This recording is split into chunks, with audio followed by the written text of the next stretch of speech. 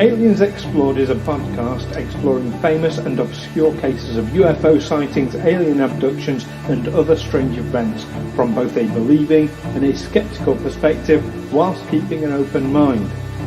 I'm Stu Jackson, a professional actor and amateur ufologist with a particular interest in the crop circle phenomenon. I'll be debating that otherworldly visitations are real. The truth is out there. And I'm Neil Kelly. I'm a professional actor as well and used to work for the military as an intelligence analyst. I'll be arguing from a more doubtful point of view. I mean, it's all a bit far-fetched, isn't it? In 1923, following a romantic disappointment, Latvian emigre Edward Leedskalnin started building a huge rock garden in Florida. He would carry on building this structure for the best part of the next 30 years, at one point even transporting his creation 10 miles away to a new site when plans for a new subdivision emerged in his neighbourhood. But how did a diminutive man who stood only 5 feet tall in his socks move and manipulate over 1,000 tons of fossilised coral on his own? Was it true, as he claimed, that he had discovered the secret of the pyramids, or was he helped by some otherworldly technology? Join us on Aliens Explored as we delve into the mystery of the Coral Castle.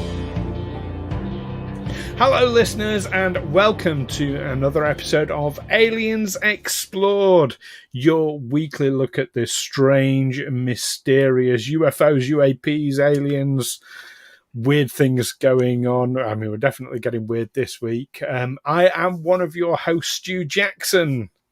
And I'm your other host, Neil Kelly. How's it going, Neil? It's been a while, hasn't it? It has for us, not for our listeners, of course, but... It's been a whole week for the listeners. Oh, yeah, it's been a whole week. A week can be a very long time. I've heard it's a long time in politics. It is. It is indeed. Politics, probably not a subject we want to get onto, otherwise we'll spend the next half an hour ranting and raving. Oh, yes. Don't get me started. Once you get into those conspiracies, you know. Oh, yes. I know. Right, get vaccinated, folks. That's all I'm going to say. I've been on Twitter, and that's not a good place to be. The amount of personal abuse I got for suggesting that I thought sort of vaccine passports might be a good idea, because not so much, removing people's... I believe people should have the freedom as to whether or not they get vaccinated, but I also think if you're going to choose not to get vaccinated, then I think it's only reasonable that you're not in a place where you're crammed in with lots of other people. Well, and also there's a lot of misinformation about it. I mean, there was an uproar in this country about vaccination passports being required for people to go into nightclubs, and that's been debunked by the government's chief scientist, who said, well, people who are of sort of nightclub going age haven't even been offered the vaccine yet, so they haven't had an opportunity to refuse it. So get vaccinated, because the only way we're going to get back to normal, when this pandemic has either left us or we've learned to live with it, it will either be when everyone is either vaccinated or dead. So that's the choice. Either choose the vaccine or choose death. There's an awful lot of people dying after having refused the vaccine. I have people in my own family who have refused the vaccine, and I've made plans for their funerals. Well, that's it. But I mean, going onto Twitter and suggesting that I personally think it's not a bad idea, these vaccines, but oh my God, the personal abuse and attacks that I got. It was, I had people basically, expressing wishes of death on me. I had people, an awful lot of comments about my weight. I mean, all right, in some cases, people may choose not to do anything about their weight, but listeners, I have 2 medical conditions that actually prevent me from losing. In order for me not to gain weight, I have to have a deficit of 2,000 calories a day. I mean, that's going some. I also can't exercise too much, because if I exercise too much, I've got a condition called ME, then I'm laid up in bed for 2 or 3 days. Yeah, but just as a general point, if you're debating something with someone and they start in with the personal attacks, it's because they don't have a valid argument and they know it. And they know it. Oh, ad hominem means they've lost the argument. Yeah. Totally. Yeah. But yeah, that said, they were a bunch of twats. So yeah, so best stay away from that. You know, you're banging your head against the wall. Dead set foot into Twitter though. If government doctors and scientists, if doctors and scientists can't persuade them to take a vaccine, which hasn't just suddenly been magicked up in the last few months, you know, they've been working on SARS-CoV vaccine since these things started appearing. We had the bird flu, we had the H4N1. All they had to do was adjust it to be to the right flavour for COVID-19. Yes. So it's not a sudden miracle cure that they've produced. It's an awful lot of work has gone into this over a very long time. Yeah, about 40 years worth of work. Yeah, I know. Oh, but it's an experimental death virus. As someone say, it's like it's just like injecting yourself with Ebola in the hopes that it'll cure HIV. I mean, that's as puerile an example as it gets. Now, I understand why in America, in the United States, there is a tradition for going for quack cures rather than going to see a doctor, because they have private medical insurance over in the United States, which means that millions of people cannot see a doctor, cannot have professional medical care without becoming destitute. So they go for the quack cures. I don't understand why that has spread over to Britain, over to Europe, where we have comprehensive, free at the point of use insurance. But even in America, the vaccine's being offered for free. I know they have this tradition. So, but people are talking about, they're saying, I don't want to put this strange stuff in my body. I don't trust you. They're putting all sorts of other things in their body. People have been hospitalised for drinking disinfectant at the former president's suggestion. Horseworm is the latest thing, isn't it? Ivermectin, the horseworm. They're happy to swallow that because some right wing shock jock on whatever radio station exhorts them to, but they're not prepared to follow a doctor's advice. I know. You know, so insane. you're not gonna get very far by arguing with them, Stu. That's what I'm saying. No, that's very true. Very true. I get much further arguing with you, I find. Do you? Well, that's what this whole podcast is. I suppose it is, yeah. So you'll put up your theory about visitations from another world, and I'll make a comment about your weight. Excuse me.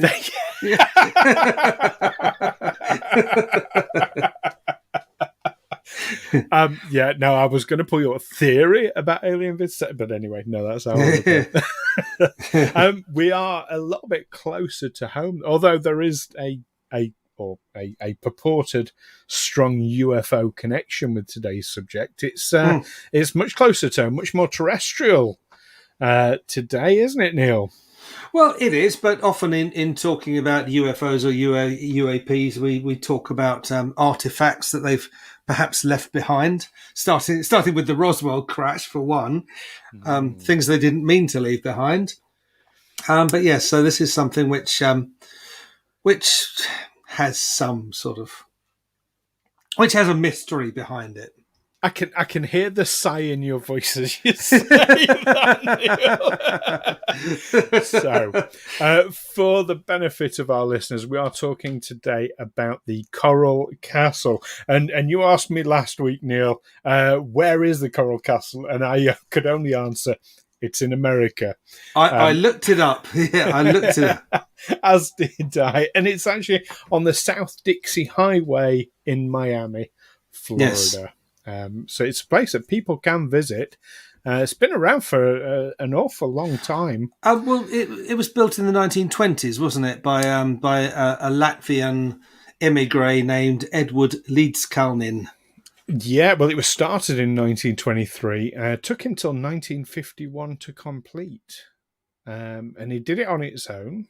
It's an entire sort of compound, buildings. It's a castle.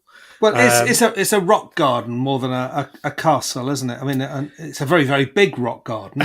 It is. I feel the term rock garden. Now, my picture of a rock garden is like a group of boulders at the bottom of, like, a small patch of grass. This is massive. I mean, tons and tons and tons. I forget how many. Here we go. 1,100 tons of coral rock that he shifted on his own over a 30-odd year period. Yeah. Now, this is a guy barely over 5 foot tall, weighing about 100 pounds.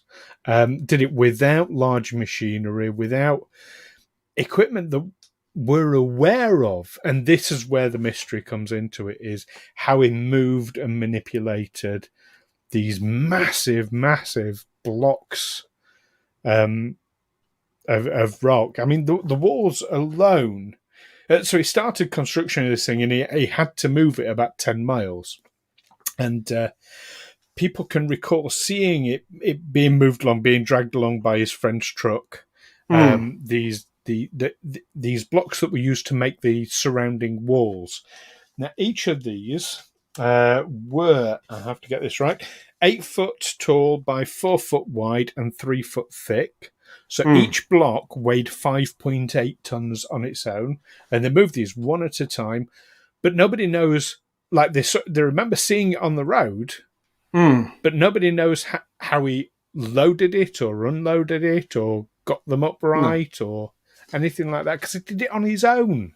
Well, we do have the involvement of friends and trucks, so only to get it from point A to point B, not to get it onto the. It was basically a trailer made out of a railway cart. So not to get it onto that, and not to get it off on the other end. That's weird. It's strange, but I'm not a builder. I'm not an engineer, so I find most buildings quite fascinating. Anyway, when I stop to think, oh, I wonder how they did that. Well, builders, engineers and scientists have looked at this ever since its construction, and nobody's really come up with an answer as to how he did it. Because he won't say. Because he would say, "Well, I harnessed the secrets of the pyramids," or something like that. Well, he certainly wouldn't say now because he's passed away. But yeah, now you're giving his quote there, wasn't it? Yeah, that he knew the secrets of how the Egyptians built the pyramids, and he said, "And if you knew, you'd find it easy as well." That suggests to me that he used slaves, which was illegal in the United States by the 1920s. It was, and had been illegal for quite some time. Well, I think we would have witnesses to that if that were the case. I mean, he certainly wasn't a rich person by any stretch of the imagination. When he died, I think they found 35 $100 bills. That was his life savings. Because the way he made his money was basically by charging entrance into this coral castle at like 10 cents a person. Well, there's the original. I think it's carved into rock. There's an original little sign there saying admission 10 cents. Drop below. Drop it into a hole. And apparently he only started charging that when visitors turned up and started being rude and disrespecting the place. They thought, sod it, I'll charge them. I think it costs an awful lot more to get in now. It's more about $18 a head or something, isn't it? It's undoubtedly more now, but inflation, I can accept that. I think he also sold pamphlets as well. He had 3 pamphlets in particular. One called Sweet 16, which was about the woman that he built it in testament, because it's quite a sad story. This he was 26 when he started. He was 26 years old. He was engaged to be married to a girl called Agnes, who was 16 years old at the time, but she dumped him a day before the wedding. And it was some 7 years later, he'd come over to America by this point. He got TB as well. I mean, this is like, again, this just adds to how staggering it is that he managed to build this thing. But he came over, he got TB. But 7 years later, he started building this coral castle as a testament to Agnes, who he called his Sweet 16. So he had a romantic disappointment. He did. Which many of us have had in our lives, and of course, well, as you and I, when those spring chickens, oh yeah, we've had romantic disappointments. We've been unlucky in love at times, but I haven't. Usually, my reaction hasn't been to build a vast monument in her name, in memory of the woman who dumped me. And apparently, this was originally, he just called it Ed's Place, didn't he?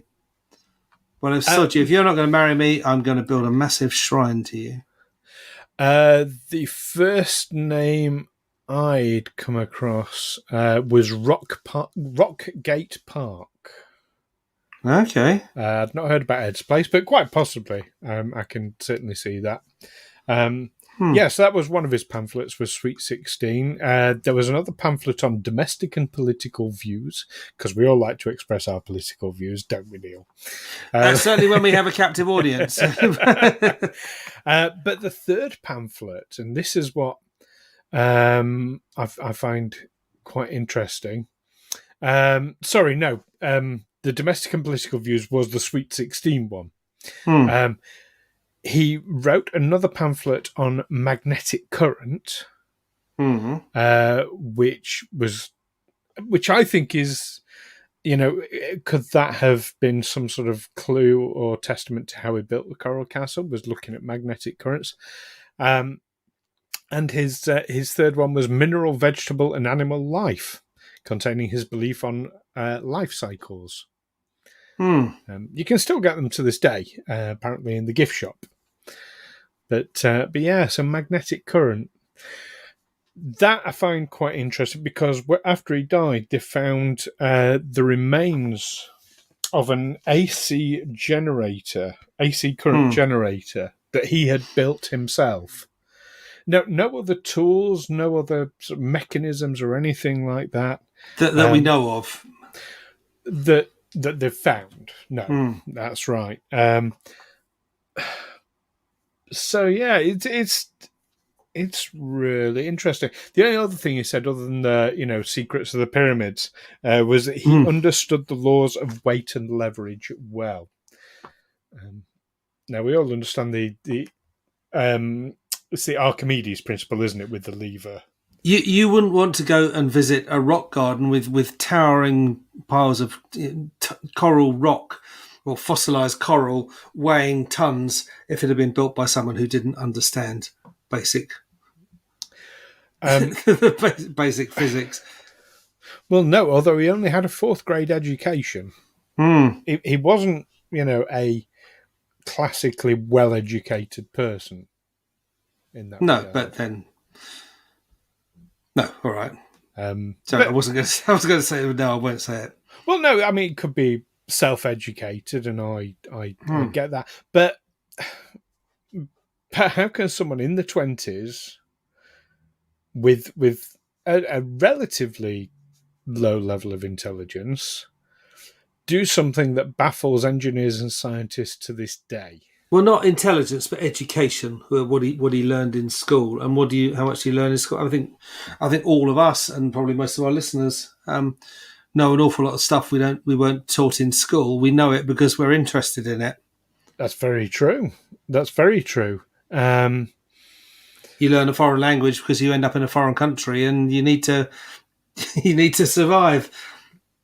Well, yes, but very few people who do not have the benefit of the education as well as the intelligence come up with things that are unfathomable to this day. That's the key thing for me. It's not so much, I mean, if you come up with something that, actually it took us a team of 10 engineers to figure out, and this man did it on his own, that'd be like, well, that's just really impressive. Yes. But this is something different. This is, to this day, they don't know how he did it. 100 years later, nearly. Okay, so he built this, looks very impressive rock garden, Coral Castle, as it came to be known by people around, and then the name stuck. But where's the extraterrestrial connection? Well, it has been theorized that what he actually had was either a device or knowledge imparted from extraterrestrials that basically gave him anti-gravity, either abilities or access, which come in handy for shifting huge lumps of rock. It would be an easy explanation for it, that's for sure. And also, if it was the same technology or system or whatever you might want to call it that that was imparted to the ancient Egyptians to build the pyramids, because obviously there is a huge connection there where people believe that that ancient aliens taught the Egyptians how to make pyramids and how to move those great big stones and get them to such massive heights. Well, not just the Egyptians, but peoples in Central and South America as well, the Aztecs, the Incas, and whatever. But that you're in danger of straying into a racist explanation there, because you're in danger of saying, well, white people didn't build this, so it must have been aliens. We don't believe that the indigenous peoples of these countries were capable of developing such a civilization. It's a dangerous area to tread into, I think. I've heard this put forward before by debunkers, and do you know what? I'd like to address it from my own perspective here. Saying, wow, it's incredible, look at the pyramids, look at how high they got those stones. It's amazing. We'd struggle to do that today with stuff. We're not saying, oh, it's because they're Egyptian. It's not saying, oh, it's because they're Mexican. And do you know what? We say the exact same thing about Stonehenge today. So there's that aspect. But we're not talking about it because of we're talking about it because of what point in history it was. And it doesn't matter if it was Egypt or Mexico or Britain or Spain or anywhere, or it could have been the Australian Aboriginals. It doesn't matter who it was. It's about when it happened and the level of technology that was available. Not about people's intelligence, just the level of technology that was available. And that's what defies belief. That's what makes it hard to understand. But the history is full of people who have come up with something, and it's in many cases taken hundreds of years to work out how they did it. Yes.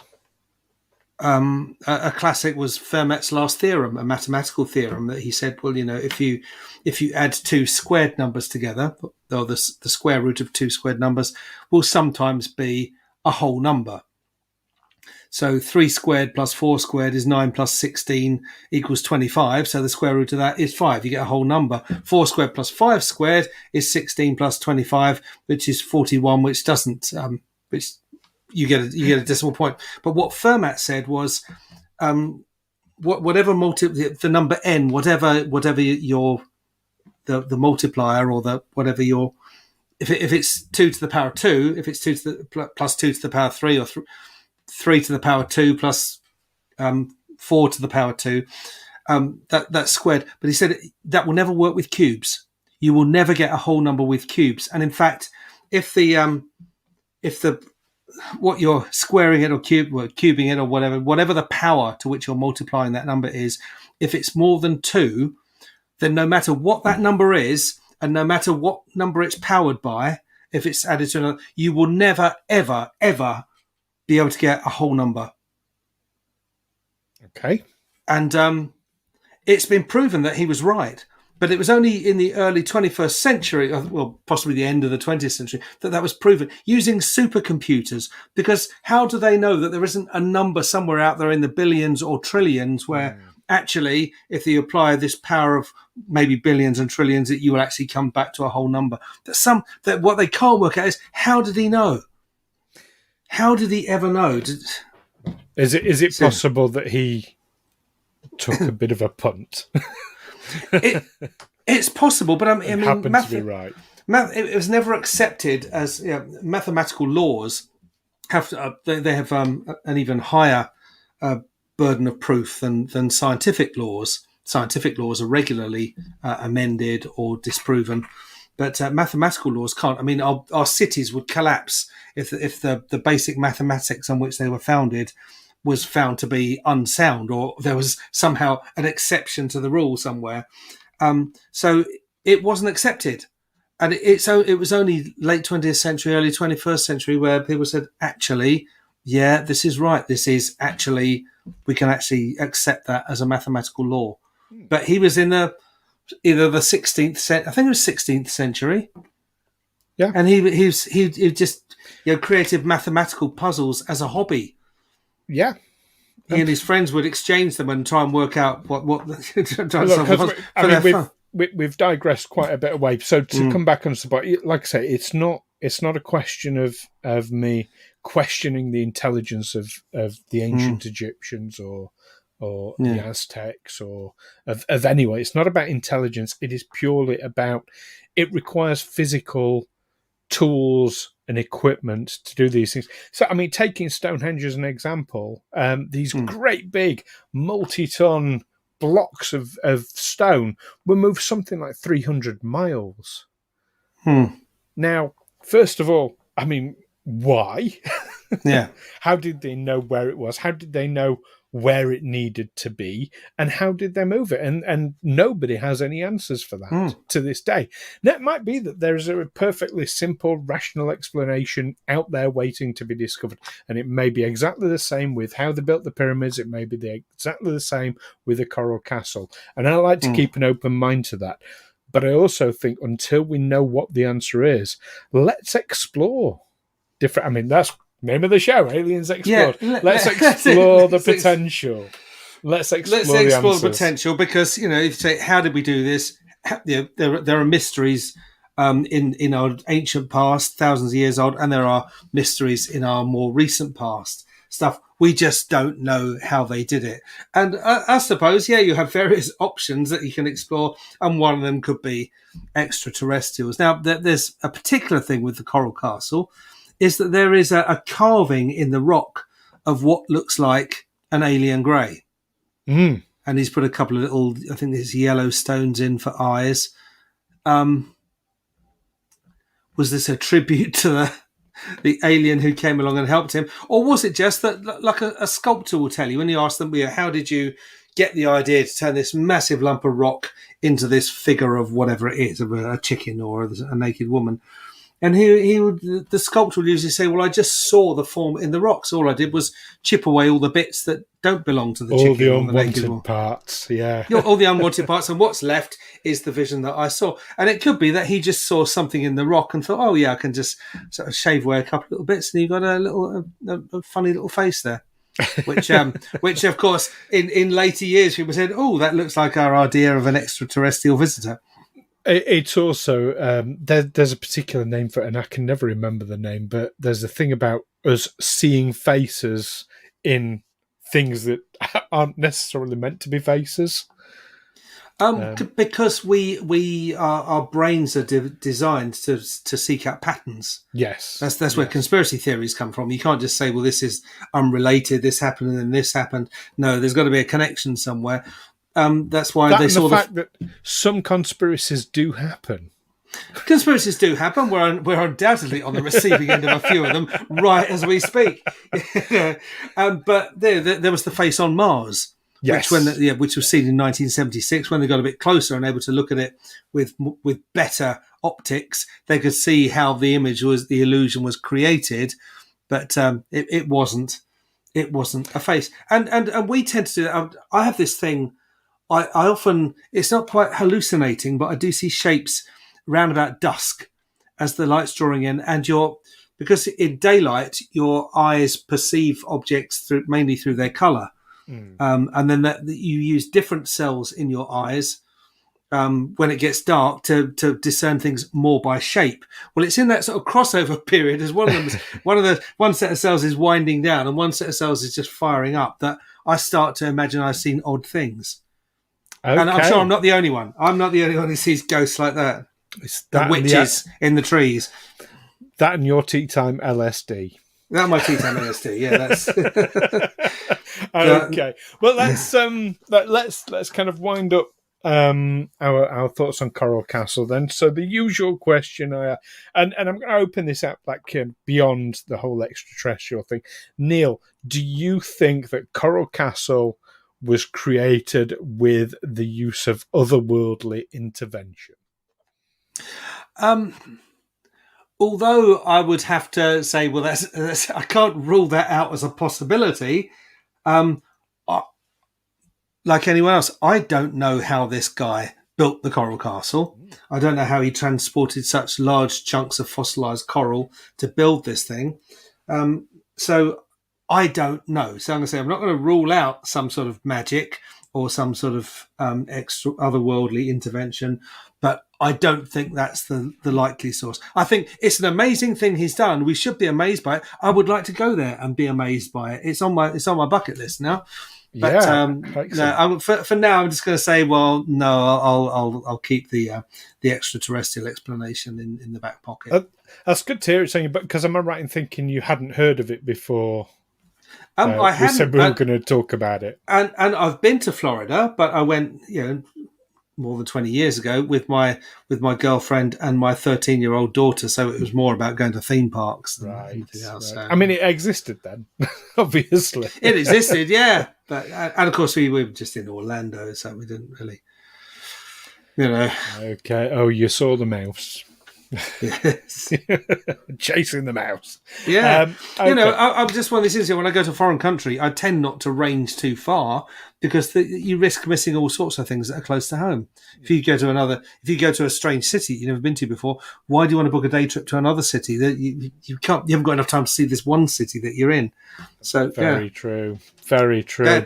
Follow me for more top travel tips. That's a new podcast coming from Figure Films.